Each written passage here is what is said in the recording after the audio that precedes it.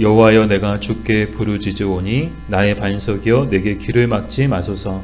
주께서 내게 잠잠하시면 내가 무덤에 내려가는 자와 같을까 하나이다.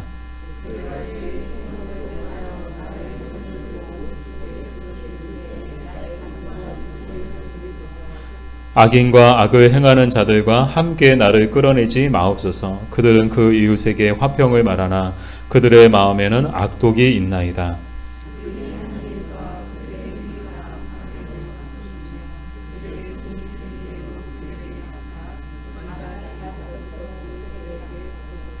그들은 여호와께서 행하신 일과 손으로 지으신 것을 생각하지 아니하므로 여호와께서 그들을 파괴하고 건설하지 아니하시리로다.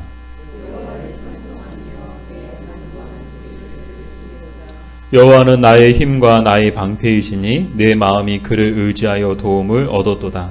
그러므로 내 마음이 크게 기뻐하며 내 노래로 그를 찬송하리로다.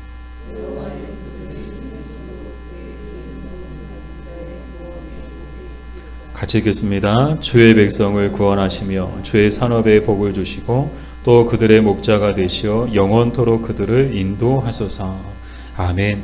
하나님 감사합니다. 저희들 사랑해 주셔서 오늘도 예배의 자리에 나올 수 있도록 귀한 생명 주시고 귀한 건강 주시고 그 무엇보다도 귀한 믿음을 주셔서 감사합니다. 주님 이 시간 이곳에서 드리는 예배를 통하여 주님 영광 받아주시고 오늘도 말씀과 성령으로 우리 모두에게 말씀하여 주시옵소서. 예수님의 이름으로 기도드립니다. 아멘. 오늘 우리가 시편 28편을 보고 있는데요. 시편 28편도 다윗의 시입니다. 근데 오늘 이 특징이 뭔가 하면 다윗은 오늘도 주님께 부르짖고 있다는 거예요. 우리 1절 말씀 우리 다시 한번 읽어볼게요. 여호와여 내가 주께 부르짖으오니 나의 반석이여 내게 귀를 막지 마소서. 주께서 내게 잠잠하시면 내가 무덤에 내려가는 자와 같을까 하나이다. 아멘. 이 시의 역사적 배경을 좀 살펴볼 필요가 있는데요. 오늘 본문을 이해하기 위해서 정말 필요한 내용이에요. 이 역사적 배경을 살펴보면 이 시는 어떤 배경에서 이 시가 기록되어졌는가 하면 압살롬의 반역 당시에 다윗이 지은 시로 알려져 있습니다. 근데 이 압살롬이 누군가 많이 들어봤는데 이 압살롬이 누구지? 이 사울 못지않은 그런 이제 다윗의 마음을 괴롭게 하고 힘들게 했던 사람인데 이 압살롬이 누군가 하면요 바로 다윗의 셋째 아들입니다. 아니 어쩌다 아들이 아버지에게 반역을 일으켰나? 이 가족끼리 왜 그러나? 근데 이제 다윗과 압살롬의 관계를 생각해 보면 어느 정도 이해가 돼요. 이 다윗이 압살롬을 향한 마음 또 압살롬이 다윗을 향한 마음을 생각해 보면요 이 압살롬이 왜 반역을 일으켰나 어쩌다 이렇게 가족이 아버지와 아들의 관계가 어쩌다 이렇게 됐는가를 우리가 짐작할 수 있는데요 이 시간을 거슬러 올라가면 대략 7년 전으로 거슬러 올라가게 되죠. 이 7년 전에 어떤 일이 있었는가 하면 압살롬의 누이 이 다윗의 딸이죠 다말이 이복 형제 암논에게 강간당하는 일이 있었습니다. 충격적인 사건이죠. 근데 다윗은 이 일에 대하여 미온적으로 처리한 거야. 그냥 뭐 분내고 막 화내고 그랬는데 그것에 대해서 어떤 조치를 취하지 않고 그냥 내버려 둔 거야. 그때부터 이미 압살롬은 아버지 다윗에 대하여 마음속에 불만을 품게 된 거야. 아니 도대체 아버지가 왜 이 일에 대해서 아무런 조치를 취하지 않으시지? 그러니까 아버지에 대한 불만이 이때부터 있었던 거예요. 그리고 압살롬은 이때 자기만의 방식으로 그 원수를 갖게 되죠. 암논을 향하여 복수의 칼날을 휘두른 거예요. 그래서 암논을 죽인 거예요. 자기가 직접 죽인 거예요. 아버지가 하지 않으니까 자기가 한 거예요. 그리고 그 일로 인해서 압살롬은 다윗의 눈밖에 나게 되었고 그리고 아버지의 눈을 피해서 이 압살롬은 외갓집에서 3년 동안 이 피신해 있게 됩니다. 그리고 다시 이제 예루살렘으로 돌아오긴 했는데 3년이라는 시간이 흐렸지만 다윗과 압살롬의 관계는요 여전히 그 부자 관계가 여전히 냉랭했다라는 것이죠. 아마 그 이유 때문이었을까 싶은데요. 압살롬은 어떤 외모를 갖고 있었는가 하면 장동건, 김보건 같은 뛰어난 외모를 갖고 있었대요. 그리고 모든 사람들을 아우르는 그런 카리스마를 가지고 있었대요. 실례로 그 누이가 강간당했을 때 이 압살롬은 그걸 참지 못하고 정의의 칼날을 휘두르었잖아요. 다윗은 가만히 있었는데 이 압살롬은 저 불의를 보고 참지 못하는 스타일이었던 거예요. 그래서 이 정의의 칼날을 휘둘렀죠. 이렇게 모든 사람들은 아우르는 그 카리스마를 무기로 해서 백성들에게 다가간 거야. 그래서 이 백성들의 마음을 훔쳤다라고 성경에 기록되어 있어요. 이 압살롬이 뭐 했어요? 백성들의 마음을 훔친 거야.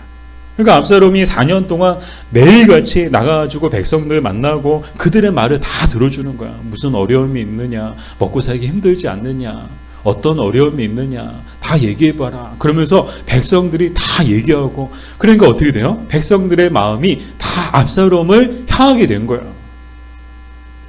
근데 이 압살롬의 이런 행보가 무서웠던 이유는 뭔가 하면요, 이미 압살롬은 4년 전부터 이 반역을 마음에 꿈꾸고 있었다는 거야. 그러니까 괜히 뭐 나가서 사람들의 이야기를 들어줬던 게 아니고요, 아버지에 대한 불만을 품고 아버지에 대한 반역을 일으키기 위해서 이미 4년 전부터 꾸준히 하루도 쉬지 않고 이 반역을 꿈에 품고 그렇게 꾸준히 준비했다는 거야. 그리고 자신의 지지 세력들이 많아지고 자신의 그 지지율이 막 계속해서 올라가니까 드디어 그 지지 세력을 등에 업고 반역을 일으켰는데요. 이때 다윗의 많은 신하와 부하들마저도 압살롬의 편에 섰다는 거야. 다윗은 이 소식을 듣고 야반도주하듯 예루살렘을 떠나 피신길에 오르게 됩니다. 근데 이 아들에게 쫓겨, 다른 사람도 아니고 아들에게 쫓겨 도망치는 다윗의 마음이 어땠을까요? 이 정말 기가 막힌 일이죠. 어쩌다 이렇게 되었는가? 이제 설명을 드리니까, 역사적 배경을 살펴보니까 이런 일이 있었구나. 왜 압살롬이 반역을 일으켰는지가 알 수 있는 거야. 이 자녀들 마음속에 불만을 품고 서운한 마음을 품고 있으면 이게 나중에는요 크게 커지는 날이 올 수도 있다는 거야.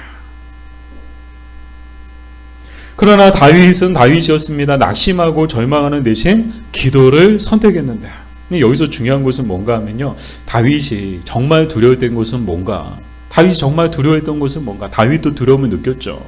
다윗도 무서웠죠. 다윗도 걱정하고요. 다윗도 염려했어요. 그러나 다윗이 정말 두려웠던 것은 뭔가, 압살롬 아들이 무서웠고 또 압살롬의 추종자들이 무섭고 그들이 두려웠던 것이 아니고, 오늘 본문에 보니까요, 하나님께서 자신의 기도에 귀를 막으시는 것, 그게 가장 두렵다는 거예요. 그래서 오늘도 기도할 때 뭐라고 기도해요? 뭐라고 부르짖어 기도합니까? 내게 귀를 막지 마소서라고 기도하잖아요. 압살롬이 두려운 게 아니고요, 압살롬의 추종자들이 두려운 게 아니고요, 하나님께서 내 부르짖는 기도에 귀를 막으시는 게 가장 두렵다는 거예요.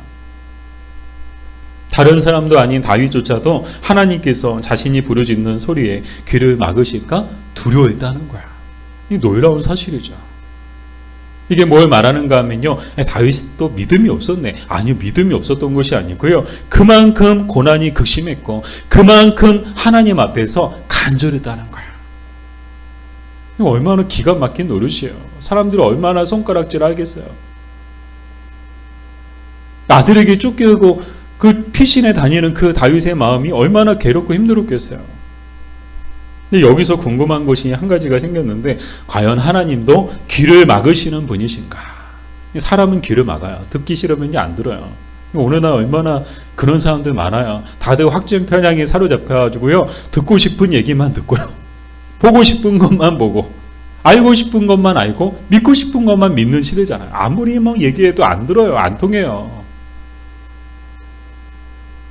그 자기가 듣기 싫은 소리에는요, 귀를 막아버려요. 채널 돌려고요, 막 이렇게 손으로 넘겨버리고요, 듣기 싫은 소리 하면 다 넘겨버리고 귀를 막아버려요. 그럼 하나님도 귀를 막으시는 분이신가? 정답은 그렇다는 것입니다. 우리 이사야서 1장 15절 말씀을 같이 읽어볼게요. 너희가 손을 펼 때 내가 눈을 너희에게서 가리고 너희가 많이 기도할지라도 내가 듣지 아니하리니 이는 너희의 손에 피가 가득함이라. 아멘. 이 말씀은 이스라엘 사람들을 향해서 하시는 말씀이에요. 이스라엘 사람들이 어떻습니까? 겉으로는 하나님을 섬긴다고 하면서도 속으로는 온갖 우상 숭배로 가득했다는 거예요. 그래서 성전에서 매주 그냥 주일마다 꼬박꼬박 성전에 나와서 이 제사는 드려요. 또 뭐 예물은 드려요. 근데 그 모든 제사와 그 모든 예물이 다 형식적인 거예요. 그냥 형식적으로, 그냥 주일이니까 그냥 형식적으로 그냥 나와가지고 예배 드리고, 그리고 형식적으로 그냥 헌금하고 그랬던 거예요. 하나님은 모르실까요? 다 아시죠. 어떤 마음으로 이 자리에 나와서 어떤 마음으로 이 사람들이 제사를 드리고 이 예물을 어떤 마음으로 드리는지 사람들은 몰라요. 사람들은 모르죠. 철저하게 가면을 쓰고 감추고 있으면 사람들은 몰라요. 목사님도 몰라요. 그러나 하나님은 아시는 점 있습니다. 하나님은 중심을 보시거든요. 하나님이 중심을 보시니까 뭐 나와서 뭐 제사를 드리고 뭐 예물은 드리는데 다 형식적인 거예요. 겉으로만 그냥 이 제사 드리는 척하고 겉으로만 하나님을 섬기는 척하지 속으로는요 다 자기만의 신을 만들어 놓고 자기만의 우상을 만들어 놓고 다 그 신과 그 우상을 섬기고 있는 거야. 세상이라는 신을 섬기고 돈이라는 세상의 부라는 세상의 명예와 세상의 성공이라는 그런 신을 만들어 놓고 자기만의 신을 만들어 놓고 다 그 신을 섬기고 있는 것들을 하나님이 보시니까 하나님이 뭐라고 말씀하세요? 그들을 향해 눈을 가리고 길을 막으신다는 거야. 막 모여서 막 제사를 드려요. 하나님의 이름을 불러요. 하나님이요 눈을 닫아버리시는 거야. 야, 못 볼 거 봤네. 그러면서 그냥 눈을 감아버리시고 길을 막아버리시는 거야. 아, 듣기 싫어. 이 성경에 보면 가인도 그랬죠. 가인과 아벨이 똑같이 예배를 드리고 예물을 드렸지만 하나님은 가인의 예배와 예물을 받지 않으시고 아벨의 예배와 예물만 받으셨죠. 그 이유가 뭔가요? 똑같은 이유인 거예요. 가인은요 그저 형식적으로 드리는 예배였고 예물이었기 때문이죠. 그러나 아벨의 예배와 예물은 달랐죠. 형식적으로 드리는 예배가 아니라 진정한 믿음으로 드리는 예배였고요. 정말 마음과 정성과 힘과 뜻과 목숨을 다해 드리는 예배였다는 거예요. 그러니까 하나님이 받으시는 거예요. 사랑하는 여러분, 우리의 예배는 어떤가요? 가인의 예배인가요? 아니면 아벨의 예배인가요? 형식적으로 드리는 예배인가요? 아니면 진정한 믿음으로 드리는 예배인가요? 정말 예배를 드리기 위해서 우리 마음을, 우리의 힘을, 우리의 뜻과 우리의 정성과 때로는 우리의 목숨을 다하여 하나님 앞에 예배하고 있는가? 바라기는 우리의 예배가 아벨의 예배가 되었으면 좋겠습니다. 우리의 기도가 다윗의 기도가 되었으면 좋겠습니다. 그럴 때 주님은 눈을 뜨사 우리의 예배를 보시고 귀를 여사 우리의 기도를 들으시는 줄 믿습니다. 계속해서 다윗은 이렇게 기도하는데 우리 4절 우리 같이 읽어볼게요. 그들이 하는 일과 그들의 행위가 악한 대로 갚으시며 그들의 손이 지은 대로 그들에게 갚아 그 마땅히 받을 것으로 그들에게 갚으소서. 아멘. 이 다윗이 이렇게 기도한 이유는요, 이 압살롬이 이 나쁜 놈, 이건 자식도 아니야. 이거 아들도 아니야. 나는 이런 자식 둔 적이 없어. 그러면서 이 압살롬을 향해서 또 한때 자신의 신하와 자신의 부하 또 자기를 추종하고 자기를 지지했던 사람들이 이제는 다 압살롬의 편에 붙어가지고 압살롬의 수하가 되어가지고 막 그런 사람들을 바라보면서 어떻게 그럴 수 있나 배신감에 막 사로잡히고 증오와 분노에 사로잡혀가지고 막 개인적 복수심에서 이런 기도를 하고 있는가? 아니라는 거예요. 다윗이 이렇게 기도한 이유는요, 하나님의 공의가 실현되기를 바라는 마음에서 이 기도를 했던 거예요. 사실 압살롬의 반역은요, 다윗에게 반기를 든 것이 아니라 하나님께 대하여 반기를 든 것입니다. 그 이유가 뭔가 하면요, 이스라엘이라는 민족은 그냥 나라가 아니야. 보통의 열방들처럼 그냥 똑같은 나라가 아니고요, 신정국가예요. 이스라엘은 어떤 국가라고요? 신정국가. 신이 다스리시는 국가예요. 신의 나라인 거야. 그 신이 누구예요? 하나님이시죠. 이 이스라엘을 만드시고 이 이스라엘을 다스리시는 분이 누구예요? 하나님이에요. 이스라엘의 진정한 왕, 또 이스라엘의 영원한 왕이 누구예요? 다윗이에요? 아니요, 하나님이에요. 다윗이라는 왕을 세우신 분도 하나님인 거예요. 이 다윗은 하나님의 대리적 통치자일 뿐이에요. 이스라엘의 영원한 왕, 이스라엘의 진정한 왕은 하나님이세요.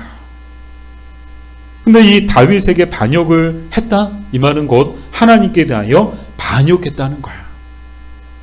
이것을 확증해주는 말씀이 5절이죠. 우리 5절 말씀을 같이 읽어볼게요. 그들은 여호와께서 행하신 일과 손으로 지으신 것을 생각하지 아니하므로 여호와께서 그들을 파괴하고 건설하지 아니하시리로다. 아멘. 자, 이것을 표준 세번역으로 한번 읽어볼게요.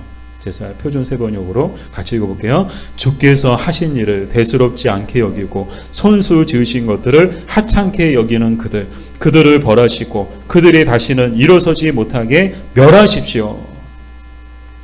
그들이 저지른 최악의 실수가 있어요. 이 압살롬과 압살롬의 추종자들이 저지른 최악의 실수가 있는데 그게 뭔가 하면 여호와께서 행하신 일과 손으로 지으신 것을 대수롭게 생각하고 하찮게 여긴 거야. 야, 뭐 우리 힘이 있으니까 이제 다윗의 시대는 끝났어. 뭐 다윗은 그냥 허수아비야. 그냥 끌어내리면 그만이야. 그래서 자기가 왕이 되려고 했던 거야. 이스라엘이란 나라가 어떻게 지금의 이스라엘이 될 수 있었던가? 그것을 어떻게 여긴 거야? 그냥 하나님이 다 하신 건데 그 하나님이 하신 일들을 대수롭게 생각하고 하찮게 여긴 거야. 결과적으로 어떻게 되었을까요? 압살롬의 반역은 어떻게 되었는가? 성공했는가? 실패했는가? 결과적으로는 실패하게 됐는데요.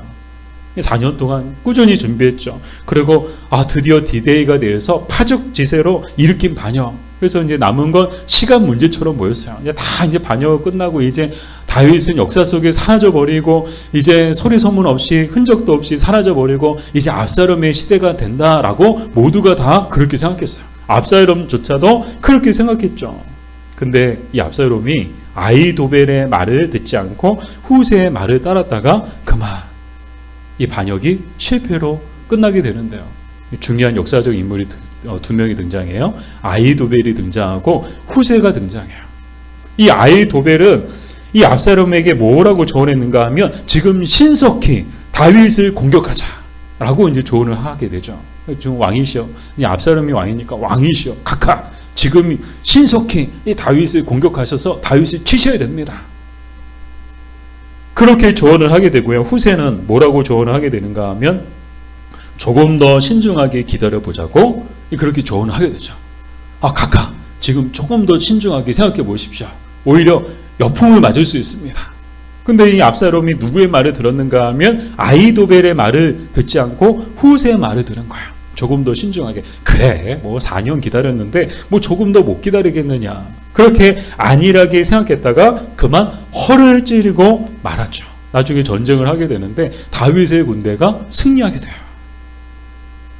그만큼 다윗에게 시간을 벌어준 거야.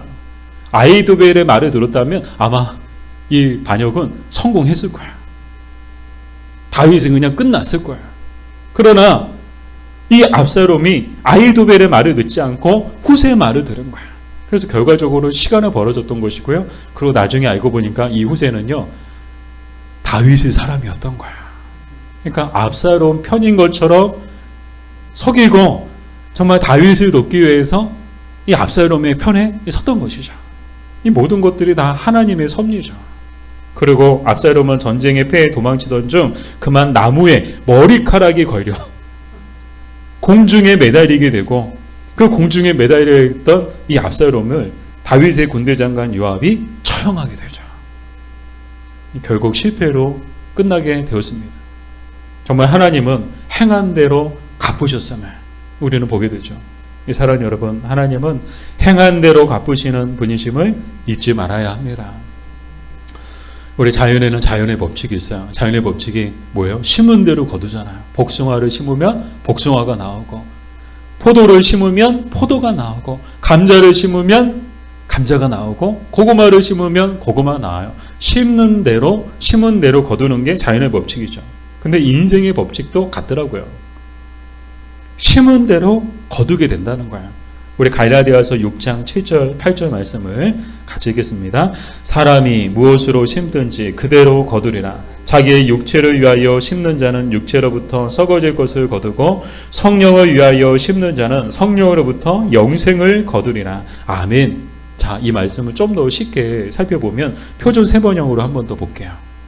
표준 세번역으로 같이 읽어볼게요. 자기 육체의 욕망을 따라 심는 사람은 육체로부터 썩을 것을 거두고 성령의 뜻을 따라 심는 사람은 성령으로부터 영생을 거둘 것입니다. 아멘. 심은 대로 거두게 된다는 거야. 육체를 위하여 심는 자, 이 육체를 위하여 심는다는 것은 육체의 욕망을 따라, 사람은 다 육체의 욕망을 가지고 있죠. 그 육체의 욕망을 따라 심는 사람은 결국 뭘 거둔다고요? 썩을 것을 거두게 되고, 성령의 뜻, 성령을 위하여 심는 자란 성령의 뜻을 따라 심는 사람을 뜻하는데 그 사람은 무엇을 거두는가? 영생을 거두게 된다는 거야. 인류의 많은 그런 역사 가운데 사람들의 모습을 보면 저는 오늘 말씀을 준비하면서 독일의 히틀러가 생각나더라고요. 여러분, 독일의 히틀러를 보십시오. 히틀러가 그가 사는 날 동안에 심은 걸 보세요. 자신의 욕망을 위하여 제2차 세계대전을 일으켜 얼마나 많은 사람들을 죽음과 전쟁의 공포 속으로 몰아넣었나요? 결국은 어떻게 됐습니까? 이 히틀러가 어떻게 죽었는가 살펴보니까요, 자신의 권총으로 머리를 쏘아가지고 자살했더라고요. 그리고 그의 이름은 인류 역사 가운데 가장 치욕스러운 이름으로 영원히 남게 되었습니다. 반면 다 아시겠지만 마더 테레사 수녀나 마틴 루터킹 목사님 같은 분들을 여러분 보세요. 그분들이 평생에 심은 걸 보세요. 이분들은 평생 가난한 병자들을 돌보고 평생 힘없고 약한 사람들을 위해서 사신 분들이에요. 비록 그분들은 세상을 떠나셨죠. 그러나 인류 역사 가운데 가장 빛나는 이름으로 영원히 남게 되었습니다. 사랑하는 여러분, 우리도 잘 심어야 합니다. 그러기 위해서는 무엇을 심을 것인가 잘 선택해야 하는데요. 선한 것을 심을 것인지 악한 것을 심을 것인지 선택해야 합니다. 성령의 뜻을 따라 살 것인지 아니면 육체의 욕망을 따라 살 것인지를 선택해야 된다는 거예요. 여러분은 지금 무엇을 심고 계신가요? 성령의 뜻을 따르고 있나요? 아니면 육체의 욕망을 따르고 있나요? 이 바라기는 성령의 뜻, 말씀이죠. 성령의 뜻은 말씀에 이미 다 나와 있어요. 말씀이고 우리에게 주시는 성령의 뜻이에요. 말씀을 통해서 와닿는 말씀이 있어요. 와닿는 그런 깨달음이 있고 감동이 있어요. 이게 뭐예요? 성령님이 하시는 거야. 그 깨달음대로, 그 말씀대로 나아갈 때 그게 고 성령을 따라 행하는 거예요. 성령을 위하여 심는 거예요. 그럴 때 하나님께서는 반드시 우리가 심고 행한 대로 갚아 주실 것입니다. 자, 우리 옆에 분하고 인사할까요? 잘 심읍시다. 네, 잘 심어야 돼요. 정말 우리 인생이 많지 않아요. 무엇을 심느냐에 따라서 마지막에 무엇을 거두게 되는가가 결정나는 거예요. 나아가 우리도 주의해야 하는데요. 무엇을 주의해야 되는가? 악을 행하는 자들이 저지른 최악의 실수가 있다고 했어요. 압살롬과 그의 추종자들이 저지른 최악의 실수가 있다고 했는데 여러분 그게 뭐라고요? 여호와께서 행하신 일과 손으로 지으신 것을 생각하지 않은 것. 그게 최악의 미스였던 거예요. 하나님께서 하신 일을 대수롭지 않게 여기고 하찮게 여긴 거. 다윗 그냥 힘 없지 다윗의 시대는 이제 끝났어. 그냥 허수아비야. 그냥 끌어내면 돼 그냥. 그러면서 자기 마치 그냥 자기 힘으로 좌지우지 할 수 있는 것처럼 그렇게 하는 거. 우리도 이 영적 교훈을 잊지 말아야 되는데요. 우리 인생 가운데 하나님께서 하신 일을 생각해 보십시오. 정말 하나님이 하신 일을 살펴보면요, 결코 대수롭게 여기거나 하찮게 여길 것들이 하나도 없음을 우리는 깨닫게 될 것입니다. 왜요? 하나님이 우리 인생 가운데 행하신 일, 우리 인생 가운데 행하시고 또 하나님이 손으로 지으신 것들을 생각해 보세요. 정말 어메이징 그레이스예요. 놀라운 은혜인 거예요. 정말 죄와 사망 가운데 죽을 수밖에 없었던 우리를 어떻게 하셨습니까? 하나밖에 없는 독생자 예수 그리스도를 이 땅에 보내셔서 우리를 구원해 주신 줄 믿습니다. 우리를 구원해 주신 것도 어메이징 그레이스인데 이것으로 끝이 아니에요. 정말 하나님의 어메이징 그레이스는요, 정말 셀 수가 없어요. 하나님의 그 자녀로 삼아 주신 것도 어메이징 그레이스 아니에요. 도저히 하나님의 자녀가 될 수 없는데 그런 우리를 하나님의 자녀가 되는 권세를 주신 것도 어메이징 그레이스고, 또 하나님의 나라를 유업으로 주신 것도 놀라운 하나님의 은혜이며, 영생을 선물로 주신 것도 정말 놀라운 하나님의 은혜인 줄 믿습니다. 우리 인생을 창조하신 분도 하나님이신 줄 믿습니다. 하나님의 손으로 우리 인생을, 우리 영혼을, 우리 인생을 하나님이 손으로 지으신 거예요. 뭐 내가 뭐 내 인생을 설계하고 뭐 내 삶을 설계하고 그래서 내 힘으로 이루고 그런 게 아닌 거예요. 다 여호와께서 행하신 것이고 우리 인생 가운데 열심히 하나님께서 만드시고 우리를 빚으시고 그리고 하나님의 손으로 우리 인생을 막 열심히 지어주신 거예요. 그래서 오늘 우리가 이 시대 정말 오늘 우리가 이렇게 정말 하나님이 오실 때 정말 아름다운 모습으로 우리가 하나님 앞에 나와 있는 줄 믿습니다. 뭐 이게 뭐예요? 이게 놀라운 은혜죠. 어메이징 그레이스죠. 더 놀라운 것은 이 어메이징 그레이스는 이 놀라운 은혜는 지금도 계속되고 있다는 거야. 여러분 생각해 보세요. 정말 오늘 우리가 이게 숨쉬고 또 이 예배당에 나와서 이 예배할 수 있다는 거, 그런 건강이 있고 그런 정말 마음에 그런 마음이 있고 또 무엇보다도 그런 믿음이 있다는 거, 이것은요 정말 하나님께서 우리에게 주신 놀라운 은혜인 줄 믿습니다. 정말 믿음의 사람들이 한결같이 하는 말이 우리 성도에게 가장 큰 복은 뭐냐? 하나님의 자녀가 된 것이다. 또 하나님을 예배하는 것이다. 하나님을 섬기며 사는 것이 정말 성도들이 하나님께로부터 받은 가장 큰 은혜다. 이것을 우리는 결코 대수롭게 여기거나 하찮게 여겨서는 안 됩니다. 우리는 항상 하나님께서 우리 인생 가운데 그리고 더 나아가 우리 가정과 우리 교회와 나라와 민족 가운데 하나님의 행하신 일과 손으로 지으신 것을 생각하며 살아야 합니다. 여러분 보세요. 이 가정이라는 것도 뭐 내가 만들었어요. 가정은 내가 이뤘어요? 내 손으로 내 힘으로 이뤘어요? 아니요. 하나님의 손으로 가정을 지으신 거예요. 교회도요, 이 교회도요, 막 우리가 으쌰으쌰 막 힘 모아가지고 우리 한번 교회를 지어봅시다, 교회를 세워봅시다 해가지고 우리 손으로 교회를 세운 게 아닌 거야. 하나님이 손으로 지으신 줄 믿습니다. 이 나라와 이 민족도 뭐 우리가 세운 것이 아니고 하나님이 손으로 지으신 거야. 그리고 이 손으로 지으신 이 공동체, 이 귀한 공동체, 가정과 교회와 나라와 민족과 뭐 그 가운데 하나님이 행하신 일을 보세요. 정말 우리 가정을 보더라도 우리 교회를 보더라도 우리 나라를 보더라도 정말 우리는요 평생 감사하면서 살아야 되는 거야. 뭐 다른 말 할 필요가 없는 거예요. 항상 감사합니다. 왜요? 아니 이렇게 좋은 가정, 이렇게 행복한 가정, 이렇게 아름다운 가정, 이렇게 귀한 자녀를 주시고 이렇게 귀한 부모를 주시고 얼마나 감사해요. 뭐 부모 없이 그냥 고아처럼 사는 사람들도 있는데 그래도 부모가 있다는 것이 얼마나 감사해요. 저는 아버지 이제 비록 술을 너무 좋아하셔가지고 가족보다 술을 더 좋아하셔가지고 일찍 세상을 떠나셨지만 그럼에도 아버지가 계셨던 것이 얼마나 감사한지 몰라요. 비록 짧은 시간이었지만 그런 아버지라도 계신 것이 얼마나 감사한가. 낳아주시고 기려주신 믿음으로 가르쳐주신 부모님이 계신다는 거, 어머니가 계신다는 거 얼마나 감사해요. 또 나 같은 사람하고 살아주는 사람이 있다는 것도 얼마나 감사해요. 여러분, 저는 제 아내에게 가장 감사해요. 나 같은 사람하고 살아주니까 얼마나 감사해요. 여러분, 배우자에게 감사하세요. 부모에게 감사하세요.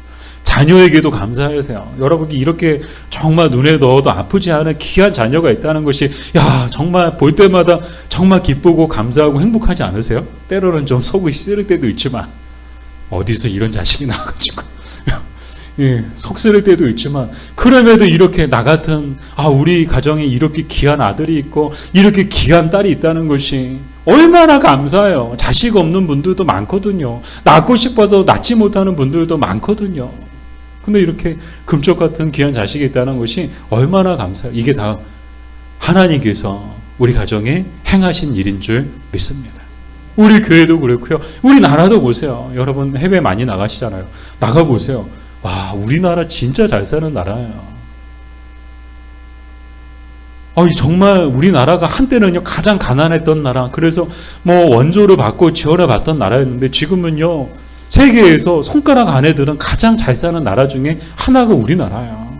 외국 나가보세요. 막 간판 외국 사람들도 한국말에 어서 오세요, 싸요 막 그러면서 이제 삼겹살이에요 막 그러면서 외국 사람들조차도요 한국말 알고 한국 뭐 인사할 정도로요 우리나라가 정말 잘 사는 나라가 되었어요. 이게 다 우리가 한 거예요?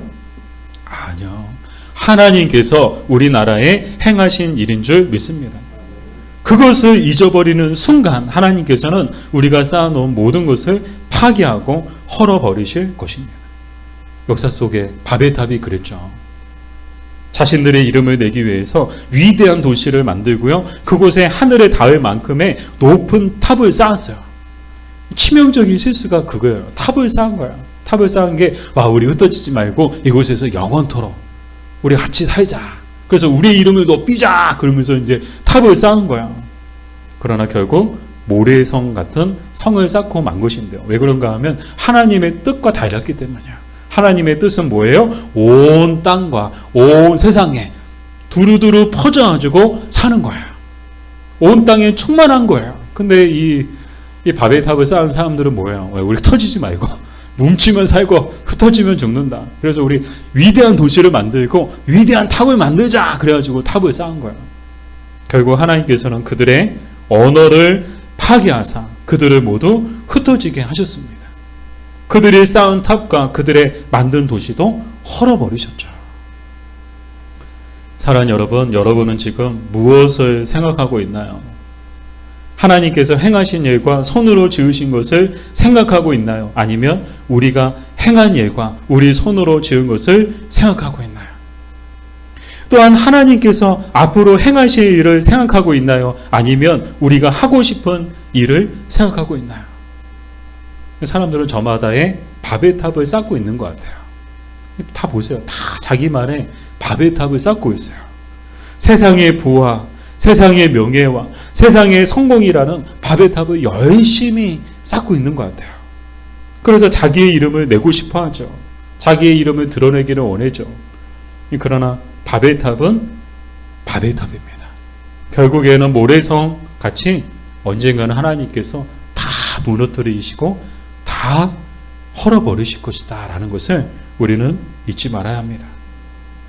그러나 하나님께서 행하신 일과 또한 행하실 일을 생각하며 사는 사람들에게는 하나님의 일을 그들에게 맡기실 것입니다. 그들을 통해 하나님은 일하실 것입니다. 여러분이 바로 그 사람들 되기를 주님의 이름으로 축복합니다.